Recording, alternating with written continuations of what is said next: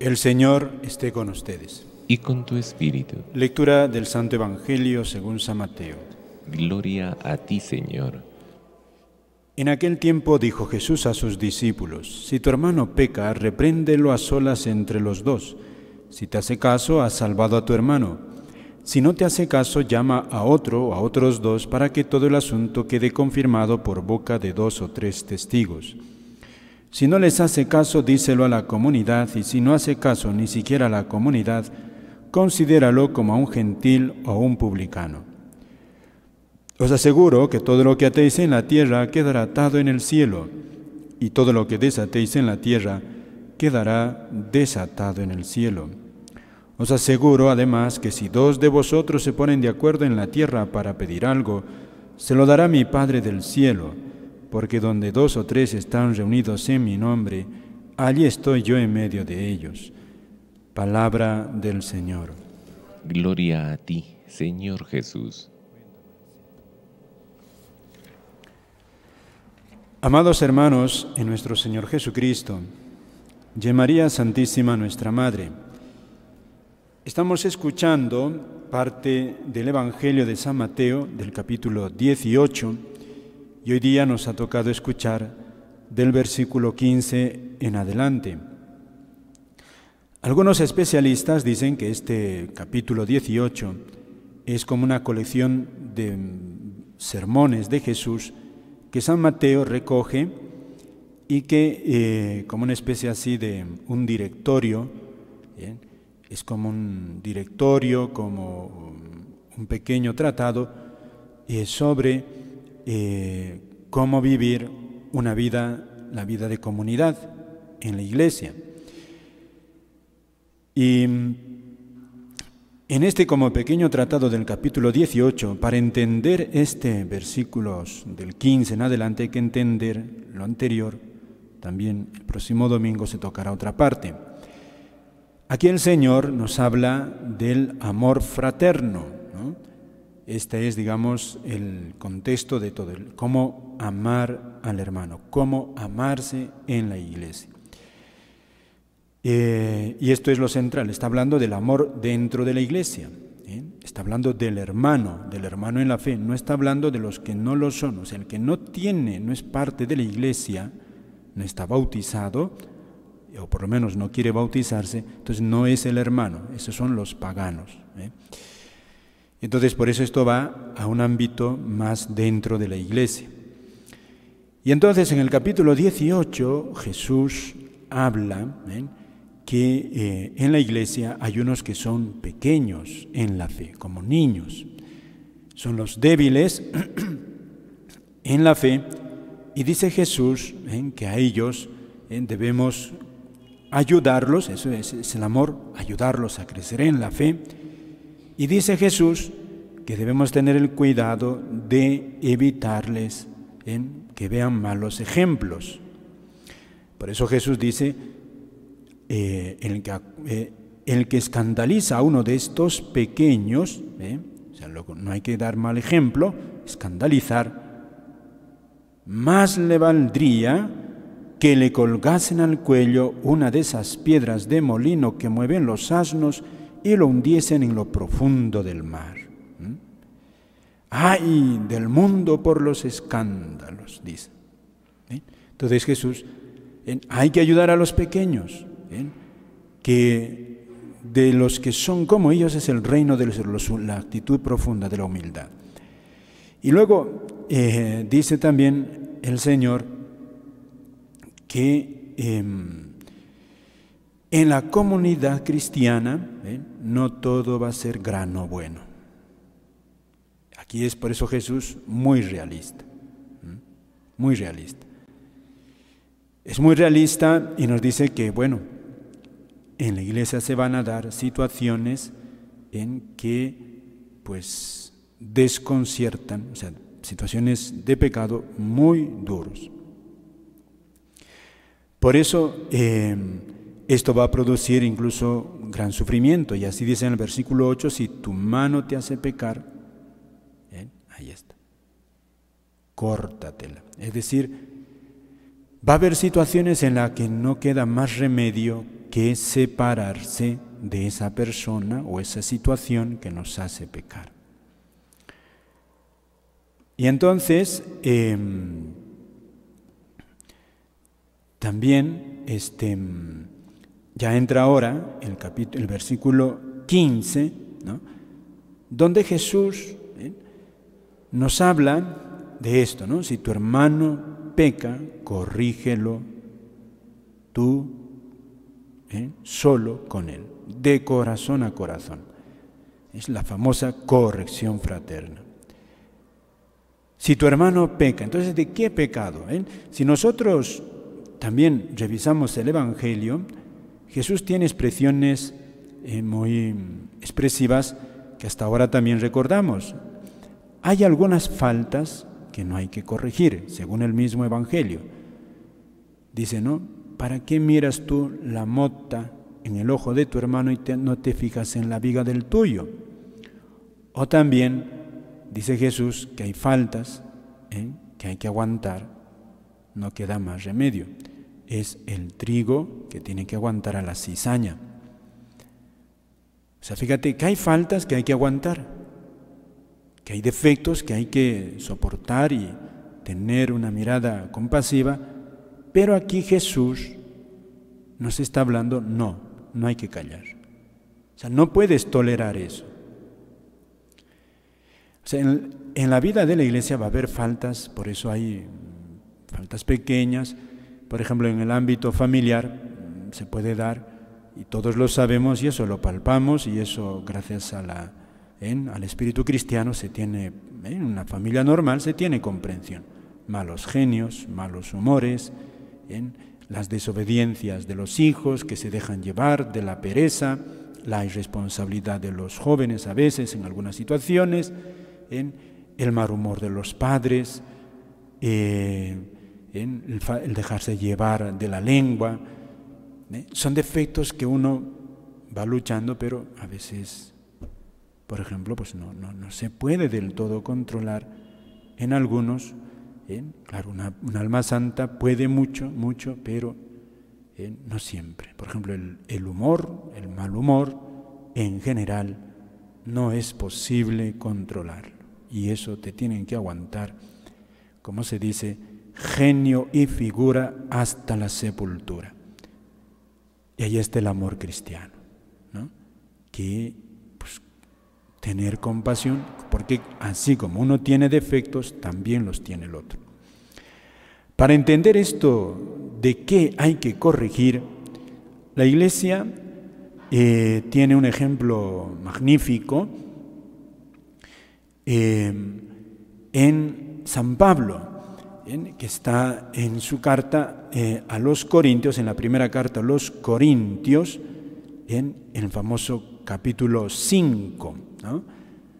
Hay un caso de un pecado manifiesto, y dice San Pablo, por todas partes se oye hablar de una inmoralidad que se practica entre vosotros y que no se da ni entre los paganos. Y vosotros andáis ufanos en lugar de hacer duelo, ¿no? Esto es expresivo de San Pablo. Fíjense, está hablando a cristianos convertidos, a una comunidad cristiana que se está dando una falta moral, un pecado tal que ni siquiera los paganos cometen. Fíjense, estamos hablando de los primeros cristianos, que a veces podemos exagerar pensando que eran casi ángeles, pero no. Tremendo pecado que había. Era, como dice aquí San Pablo, es que se practica ni entre los gentiles. Y esto es manifiesto y es público. Y los corintios incluso andan ufanos, como dice aquí, o sea que se gloriaban de alguna manera. Esto es lo que se llama un pecador público, un cristiano que manifiestamente está viviendo en un pecado público. Y entonces dice aquí Jesús, fíjate, que ante un pecado grave y público, dice el Señor, hay que corregir. La autoridad correspondiente tiene que hablar. Y callar, como dice el profeta Ezequiel en la primera lectura que hemos escuchado, callar significaría hacerse cómplice. Ahí dice, si el profeta no habla, yo le pediré cuentas por qué no ha hablado. Y esta persona, incluso el predicador, la autoridad, corre riesgo de condenarse, porque debe intervenir. Fíjate, en la iglesia esta es la caridad. Está hablando del amor cristiano, y el amor cristiano, fíjate qué realista, sabe que puede haber faltas así graves, y le toca intervenir. Dice el Señor, lo primero que hay que hacer es de tú a tú, hablar al hermano, tratar de persuadirlo con amor, con delicadeza, con respeto. Por eso esta gradación, tú con él solo, tú con otros testigos, tú ya con toda la comunidad. Es una manera muy delicada. O sea, quiere decir Jesús, hay que ser delicados, respetuosos, pero se debe actuar. Se debe actuar. Y de no actuar, el profeta Ezequiel dice, se hace cómplice y ay, dice Jesús, forzoso es que vengan los escándalos, pero ay, dice, de aquel por quien viene. Y después, aquí también sería, ay de aquel por quien no se corte ese escándalo. Por eso, a la Iglesia le va a tocar esta labor en sus autoridades y toda la autoridad en la Iglesia. Una autoridad es unos padres respecto a sus hijos, un jefe respecto a sus subordinados. También en la Iglesia, pues el párroco respecto a sus feligreses, es la labor del predicador también en la Iglesia. Por otra parte, también superior en una comunidad, también nuestro obispo respecto a toda la iglesia particular, el Papa respecto a la iglesia universal y cualquier cristiano respecto a los que les están encomendados. Es una responsabilidad.